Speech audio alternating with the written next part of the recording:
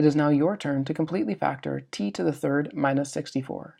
If you have not yet tried this example on your own already, please try to do so in your lecture notes, then return to the video to check your work. To factor the binomial t to the third minus 64, the first step is to look for a greatest common factor. Recognizing that the first term has t to the third, and the second term does not have any t's, and recognizing the coefficient on the first term is a 1, the greatest common factor can only be 1. Now that the greatest common factor has been contemplated, we can look at what remains. We have t to the third minus 64, which is a binomial. There are only 3 types of binomials we will factor: a difference of squares, a sum of cubes, or a difference of cubes. Looking at this first term, clearly that is not a square. T to the third is a cube. Also, noticing that it is subtraction, this has to be a difference of cubes. But for that to actually work out, we need to make sure that both of these are actually cubes.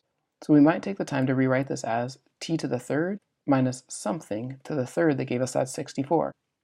64 is the same thing as 4 to the third, because 4 times 4 times 4 is 64. So this does verify to be a difference of cubes. The general way we write this pattern is that we write a to the third minus b to the third factors as the quantity a minus b times the quantity a squared plus ab plus b squared. Connecting the general pattern down below with the example we're working on, the t is effectively our a value and the 4 is our b value. So t to the third minus 4 to the third would factor as a minus b, which becomes t minus 4, times the quantity a squared, t squared in this case, plus a times b, t times 4 is 4t, plus b squared, plus 16.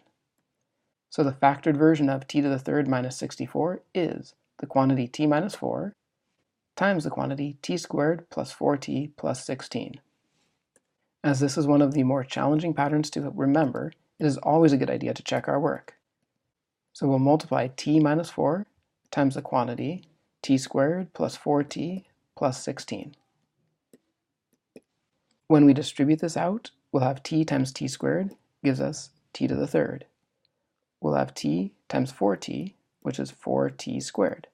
And we'll have t times a positive 16, which is positive 16t. We'll then distribute the negative 4 from the first polynomial through the second one. Negative 4 times t squared is a negative 4t squared. Negative 4 times a 4t is a negative 16t. And a negative 4 times a positive 16 is negative 64. Again, the reason this pattern works is there's a lot of cancellations. We have a 4t squared and a negative 4t squared. We have a 16t and a negative 16t.